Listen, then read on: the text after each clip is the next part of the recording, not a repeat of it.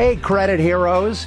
Have you ever seen those jaw-dropping ads that promise all negative items deleted in days, not months, and wondered if it's too good to be true?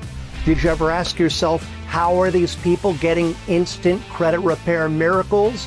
And could I do it too? Well, today I'm pulling back the curtain to reveal the shocking truth behind credit sweeps. And trust me, it's much darker than you think. Those credit sweep gurus, they aren't heroes. They are scammers whose methods could land you or your clients in jail. If you want to know why credit sweeps are so dangerous and how to protect your business and your clients, you better stick around. My name is Daniel Rosen, and welcome to Credit Repair Business Secrets.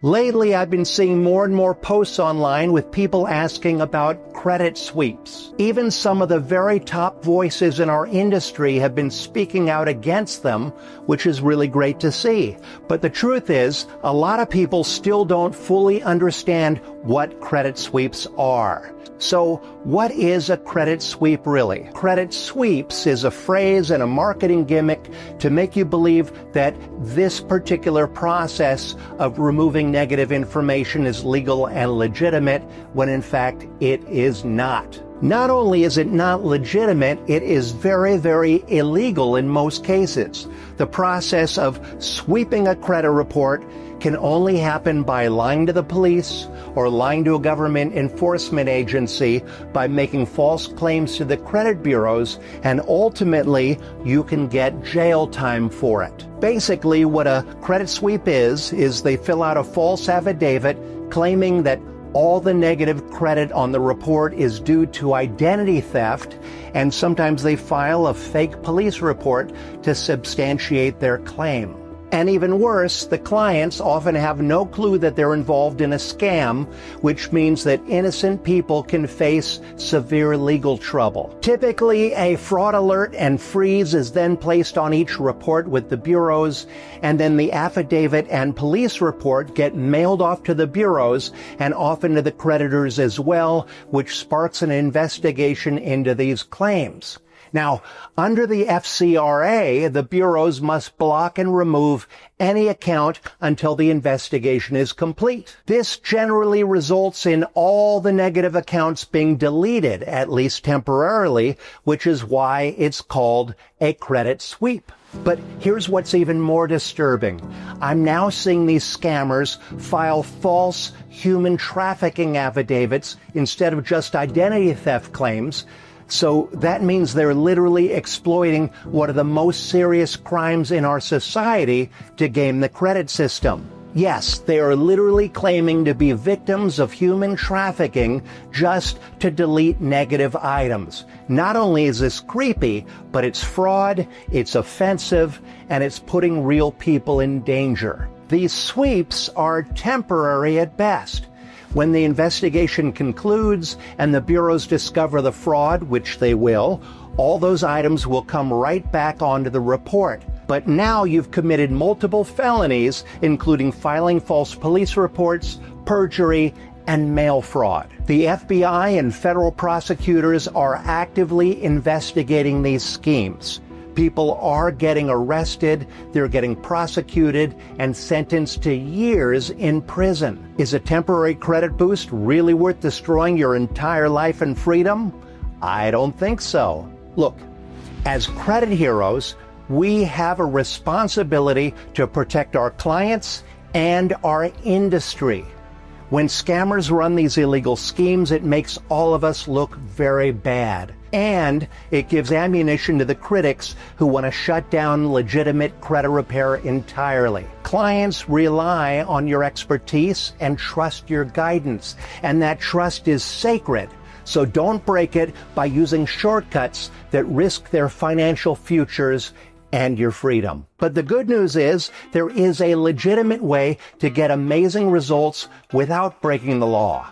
It's called factual disputing, and it's based on consumer protection laws that were specifically designed to help people to clean up their credit reports. This is the legal way to repair credit, and it's incredibly powerful when it's done correctly. So here's the breakdown. Step 1. Look for inaccuracies on your credit report. Before you can dispute anything, you've got to understand the credit report. Each report is broken down into sections: personal information, account history, public records, and inquiries. And your job is to review every section with a sharp eye. You want to look for inaccuracies like misspelled names or wrong addresses, or accounts that don't belong to you, or duplicated debts, or incorrect dates like late payments marked before the account even existed. Plus, you want to look for balances that don't match the current status, and outdated negative items, which should fall off after 7 years. Step 2, verify each item. Ask yourself, is everything I'm reading here 100% accurate, verifiable, and reported in full compliance with the law? If the answer is no, you can dispute it. What most people don't realize is that under the Fair Credit Reporting Act, the burden is on the credit bureaus and the creditors to prove that the item is correct. Not on you to prove it's wrong, okay? That's a very big deal. Okay, step 3, write a factual dispute letter. This is where the magic happens, but it's not about copy-paste templates or angry rants. No, your dispute should clearly identify the inaccurate item, state exactly what is wrong, request an investigation under the FCRA, and include any supporting documents if available. If you have proof like payment receipts or bank correspondence, include it. But even if you don't, you can still dispute based on inaccuracy alone. Step 4, track and follow up. Once the bureaus receive your dispute, they legally have 30 days to complete their investigation. During that time, they'll contact the furnisher, like the credit card company or lender, and they'll ask them to verify the item. If the creditor can't verify it or doesn't respond, then the item must be removed. That's how factual disputing gets real permanent results. And if you want to make factual disputing way easier, Credit Repair Cloud has your back.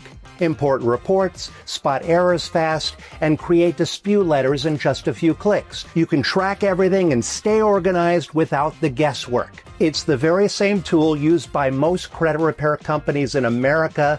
It's used by thousands of pros, including our Millionaires Club members, and you can try it for free at creditrepaircloud.com/free trial. Now, this is where setting expectations matters. Factual disputing is a process and not a magic trick. Some negative items might come off in 30 days, others might take multiple rounds of letters, but some might stay but can still be addressed through goodwill letters, negotiations, or credit building strategies. But your job is to guide your client through that process with honesty and integrity. Because once they understand how this works and they start seeing real results, then they're going to trust you for life. And that trust, well, that's what builds referrals, testimonials, and a real business that lasts. Here's my final point. Look, I get it. When you see those ads promising instant results, it's very, very tempting. I've been in this industry for over 20 years, and I've seen the scammers come and go. They make a quick buck, then they disappear when the lawsuits and arrests start rolling in. But the credit heroes who build legitimate businesses, they're still here. They're still helping people, they're still making great money, and they sleep well at night knowing that they're not one phone call away from federal prison. Don't sacrifice your future for a shortcut. Build something real that lasts. And if you'd like to start your very own credit repair business or discover how to earn extra income repairing credit for others, check out my brand new Start Repairing Credit Challenge. So sign up right now at startrepairingcredit.com and keep changing lives.